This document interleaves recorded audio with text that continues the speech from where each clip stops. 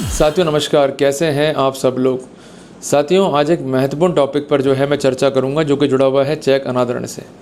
साथियों कई बार आरोपियों से मेरी बातचीत होती है, वो कहते हैं कि भाई केस झूठा है हमारे खिलाफ 138 NI एक्ट का। मैं कहता हूँ भाई केस झूठा है, साबित कैसे करोगे। कहते हैं कि भाई हमने तो रुपए लिए नहीं है, या रुपए लिए तो बहुत कम लिए, या हमारे चेक का जो है मिसयूज़ हुआ है। साथियों केवल कह देने मात्र से, बोल देने मात्र से कोई भी फ़ायदा कोर्ट से आपको नहीं मिलेगा। अगर कोर्ट से आपको फ़ायदा चाहिए तो बोलने की बजाय एक थ्योरी पे आप काम कर लो, जिसे हम कहते हैं थ्योरी ऑफ प्रोबेबल डिफेंस। आपको वो संभावित बचाव रिकॉर्ड पर रखने पड़ेंगे जिसके कॉन्टेक्स्ट में हम कंसर्न जो फरियादी है उसके केस में डाउट क्रिएट कर सकें। अगर ऐसा हम नहीं कर रहे हैं तो सामान्य रूप से की जाने वाली जिरे, सामान्य रूप से रखे जाने वाले दाव पेज हमें बचा नहीं सकते हैं, कन्विक्शन वहाँ होगा ही होगा। साथियों आपने देखा होगा, पढ़ा होगा कि कई ऐसे मामले हैं जो बहुत कॉम्प्लिकेट है, जहां हमें पूरा यकीन था कि फरियादी ही जीतेगा पर अल्टीमेटली वो हार गया। और कुछ ऐसे मामले हैं जो भले ही कमज़ोर थे पर डिफेंस ने प्रॉपर तरीके से अपना संभावित बचाव नहीं रखा, जिस कारण अच्छा स्थिति होते हुए भी उनके पक्ष में वो केस को जो है हार गए। तो साथियों संभावित बचाव ही एक डिसाइडिंग फैक्टर है जो केस से निकलने में आपकी हेल्प करता है। साथियों संभावित बचाव की कड़ी में आज एक महत्वपूर्ण स्थिति को मैं जो है डिस्कस करने जा रहा हूं। अगर आपने उसको समझ लिया तो निश्चित तौर पर हम संभावित बचाव की सीरीज़ में एक चरण को या एक स्टेप को जो है वो क्लियर कर लेंगे। क्लियर है बात। एक कॉपी ले लीजिए, एक पेन ले लीजिए और सबसे ऊपर लिखिए acquittal in section 138 of NI। उसके नीचे लिखिए संभावित बचाव, उसके नीचे लिखिए स्टेप नंबर 1। पहली कड़ी क्या है उसकी कि संभावित बचाव कैसा हो, ऐसा हो जिस पे आम व्यक्ति जो है यकीन कर सके। और उसका पहला पॉइंट मींस उसका हम एक चरण जो है पढ़ने जा रहे हैं वो है फॉर्मेशन ऑफ कंपनीज। ये बहुत ज़रूरी स्टेप है, इसको जो है अपने को समझना पड़ेगा, क्योंकि साथियों इसी थ्योरी पर बेस्ड होके एक केस को जो है एक्विट करा है ऑनरेबल सुप्रीम कोर्ट ने। और इतना गंभीर केस जहाँ पर ट्रांजेक्शन जो है वो खातों में, मीन्स जो आवेदक है उसने पैसा दिया है आरोपी को खातों में और उसके अगेंस्ट जो है चेक दे दिया आरोपी ने, और तब भी वो चेक का केस जो है फेल हो गया सिर्फ एक टेक्निकल फॉल्ट के ऊपर, और जिसका भरपूर फ़ायदा जो है आरोपी ने उठाया। और वो ऐसा पॉइंट है जो काफ़ी ट्रिकिस्ट है, और अगर उसको अपने समझ लिया तो निश्चित तौर पर हम एक संभावित बचाव की और जो है अपने कदम को जो है बढ़ा रहे हैं। और जैसा कि मैंने आपको बताया है, लिखवाया हुआ भी है कि वो बचाव क्या है जिसको हम पढ़ रहे हैं आज, फॉर्मेशन ऑफ द कंपनी। पर एक बात ध्यान रखिएगा कि जो बचाव मैं आज डिस्कस करूंगा ये बेसिकली एक प्लानिंग है। ये प्लानिंग इसलिए है क्योंकि अगर केस हो जाने के बाद में आप बचाव लोगे तो ये काम नहीं करेगा। मैं आपको रिपीट कर रहा हूँ, वापस से कह रहा हूँ, अगर आप पर केस हो गया 138 NI एक्ट का, उसके बाद ये बचाव लोगे तो ये काम नहीं करेगा। अगर केस नहीं हुआ है उस सिनेरियो में आप ये बिंदु दिमाग में रख के चलते हो तो निश्चित तौर पर हमें एक बड़ा जो है पॉइंट मिलेगा डिफेंस का, और एक प्रॉपर जो है हमें रास्ता मिलेगा डिफेंड करने का इन अ चेक बाउंस केस। क्लियर है साथियों। एक महत्वपूर्ण जजमेंट है ऑनरेबल सुप्रीम कोर्ट का जिसका नाम है विजय बनाम मनी परेश। जजमेंट है दिनांक 20/12/2024 का, जिसका पिटिशन नंबर है 5556/2024। साथियों यहाँ पर केस क्या है कंसर्न फरियादी का, उसको अपन समझते हैं। ये आप जो है नोट कर लीजिए पहले पड़ाव में। तो अपन ए पार्ट में लिखेंगे फैक्ट ऑफ द केस। इसमें दो पार्टीज़ हैं, एक तो है फरियादी और एक है आरोपी। इसको जो है नोट डाउन कर लीजिए। और दोनों ही जो है वो नेचुरल पर्सन है, यहाँ पर कोई भी ज्यूरिस्टिक पर्सन जो है इन्वॉल्व नहीं हुआ है as per the case of complainant. Case क्या है कंसर्न फरियादी का कि लोन की रिक्वायरमेंट थी उसको, वो किसी बैंक में गया जहाँ उसको बैंक का मैनेजर मिला और उसने अपना ट्रांजेक्शन्स जो है कंप्लीट कर लिया। परंतु इस ट्रांजेक्शन्स के अंदर जो कंसर्न अक्यूज था और जो कंसर्न फरियादी था वो एक तरीके से रिलेशनशिप में आ गए। क्लियर है बात। इनका जो है लगातार टेलीफोनिक कॉल भी होते थे और एक अच्छी दोस्ती जो है दोनों के बीच में डेवलप हो गई।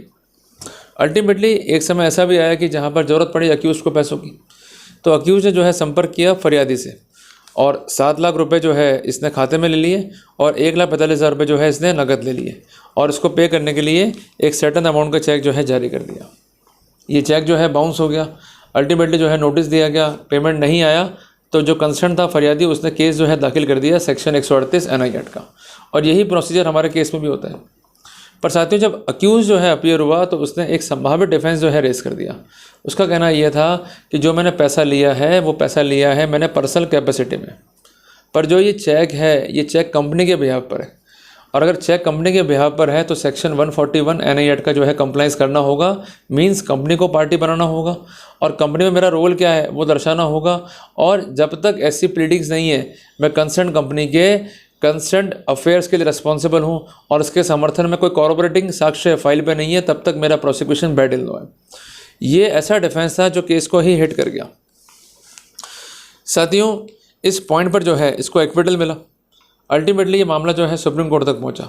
सुप्रीम कोर्ट में कई दलीलें जो हैं पेश करी कंसर्न फरियादी ने कि साहब चेक पे उसके हस्ताक्षर हैं, पैसा भी दिया है, हमारे साथ जो है धोखा हो गया, और अल्टीमेटली हमने नोटिस भी दे दिया, सारे फैक्ट्स जो हैं इसके संज्ञान में हैं, जानबूझ के जो है इसने रिप्लाई नहीं करा, और अल्टीमेटली जब हमने केस फाइल किया तो इस डिफेंस को रेज करके ये कोर्ट से जो है एक्विटल ले गया। क्लियर है बात ये। साथियों, सुप्रीम कोर्ट ने एक ही बात इसमें कही। सुप्रीम कोर्ट का कहना यह है कि सेक्शन 118 है कानून में, सेक्शन 139 है कानून में, कानून मीन्स एनआई एक्ट, उसके पर्सपेक्टिव में भले ही प्रिजम्पशन है, पर प्रिजम्पशन को डिस्चार्ज करने के लिए आरोपी संभावित बचाव जो है रेज कर सकता है। एक संभावित बचाव ये भी है कि जो चेक का केस किया गया है वो डिफेक्टिव है। डिफेक्टिव क्यों है? क्योंकि अगर केस ये होता कि मैंने पैसे लिए और मैंने जो है चेक जारी कर दिया, तब तो प्रोसिक्यूशन बहुत इजी था और सक्सेस के चांसेस थे 100%। पर यहाँ तो केस ही उल्टा हो गया। यहाँ पर केस क्या है कि पैसे मैंने दिए बी को, ये कहता है ए, पर चेक जो है वो बी का नहीं है, रिकॉर्ड पे चेक जो है वो सी का है। सी बेसिकली कंपनी है, और आप सब जानते हैं कि जब कोई कंपनी रिकॉर्ड पर होती है तो कंपनी चूँकि जुरिस्टिक पर्सन है तो कंपनी का प्रोसिक्यूशन भी होना आवश्यक है, और इसके लिए कंपनी को पार्टी बनाया जाना, कंपनी को नोटिस दिया जाना भी आवश्यक है। अगर कंपनी को पार्टी नहीं बनाया गया है, कंपनी को नोटिस नहीं है, तो सेक्शन 141 एनआई एक्ट का जो है उल्लंघन हो जाता है। तो कोर्ट ने स्पेसिफिक किया कि जो भी केस दाखिल हुआ उस केस में कंसर्न फरियादी का यह ड्यूटी था कि वो कंप्लाइंसेस करें, और सबसे पहला कंप्लाइंसेस था कि जो चेक का ड्रॉवर है उसको पार्टी बनाए। चेक कंपनी के निमित्त है, चेक इंडिविजुअल कैपेसिटी में नहीं है। कोर्ट ने जोड़ दिया जब चेक कंपनी के निमित्त है तो ऐसे सिनेरियो में भले ही ट्रांजैक्शन नहीं है, पर चूंकि ड्रॉवर कंपनी है तो ऐसे सिनेरियो में लायबिलिटी को इम्पोज करने के लिए कंपनी को पार्टी बनाया जाना आवश्यक था। चूँकि कंपनी जो है पक्षकार नहीं है, तो without hearing the concerned company as a party, without specifying the position of concerned accused in the said company, and apart from that there is no averment in the case कि concerned आरोपी क्या company के day to day affairs के लिए जिम्मेदार है या नहीं है। जब तक ऐसी स्थितियाँ नहीं हैं तब तक ये प्रोसिक्यूशन टेनेबल नहीं है, सस्टेन नहीं करेगा, और अक्यूज जो है डिजर्व करता है एक्विटल। तो साथियों, एक्विटल को अपील करते हुए जो कंसर्न परिवाद था उसके जो रिजेक्शन के ऑर्डर थे उसको भी जो है कोर्ट ने अपील कर दिया और एक बड़ी राहत जो है आरोपी को दी। तो साथियों, इसलिए मैं जोर दे रहा हूँ आप सबको कि आप जो है कंपनी फॉर्मेशन करो।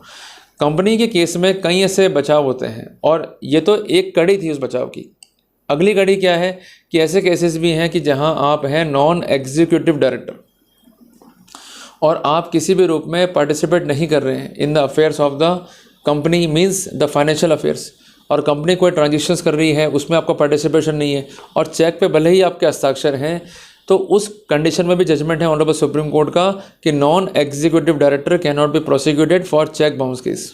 तो साथियों, ये वो कड़ियाँ हैं जिसके जरिए ना केवल हम डिफेक्ट जो है कर सकते हैं चेक केसेस के परिवाद में, अभी तो हमारा संभावित बचाव भी जो है क्रिएट कर सकते हैं। क्लियर है बात ये।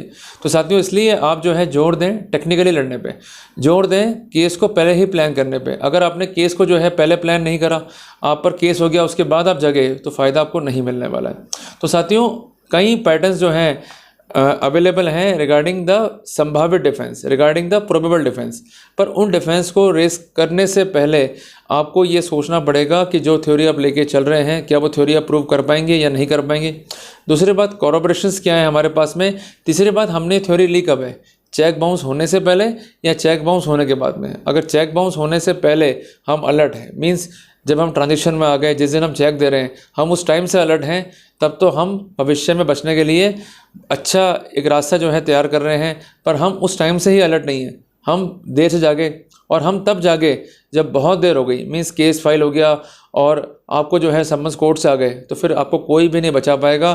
फिर जो भी एग्जिस्टिंग सर्कमस्टेंसेस है उस पर केस को लड़ना पड़ेगा, और जो कंसर्न डेट है, जो सिंगल पॉइंट है, उसको ही आपको हिट करना पड़ेगा, और उसके अस्तित्व पे जो है क्वेश्चन उठाने पड़ेंगे आपको।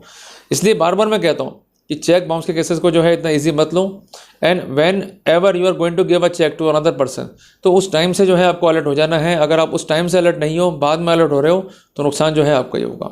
तो उम्मीद करता हूँ कि मैंने आपको कन्वे किया one of the fine way to have a probable defence in cheque bounce case. तो वो डिफेंस क्या है? Make a company and possibly ये स्थिति पैदा कर दें कि जो चेक है वो कंपनी के बिहाफ पर हो। अगर कंसर्न जो फरियादी है वो चूक गया टू एर ए कंपनी एज अ पार्टी, या आपका स्पेसिफिक कोई रोल नहीं है किसी भी ट्रांजेक्शन में, आप केवल एक ऑनरी डायरेक्टर हैं या आप एक नॉन एग्जीक्यूटिव डायरेक्टर हैं, तो वहाँ पर डेफिनेटली जो है हमको फ़ायदा मिल सकता है। तो कानून तो है, तो कानून थ्योरेटिकल ना हो जाए, कानून प्रैक्टिकल आपकी हेल्प करे। तो आपको भी जो है प्रैक्टिकल होना पड़ेगा और आपको जो है जगना पड़ेगा। अगर नहीं जगेंगे तो आप भी मारे जाएंगे। क्लियर है बात ये? तो संभावित डिफेंस सीरीज़ का हमने पहला अध्याय जो है डिस्कस किया है। जल्दी मिलेंगे अपने एक नए टॉपिक के साथ। टिल देन, जय हिंद, जय भारत।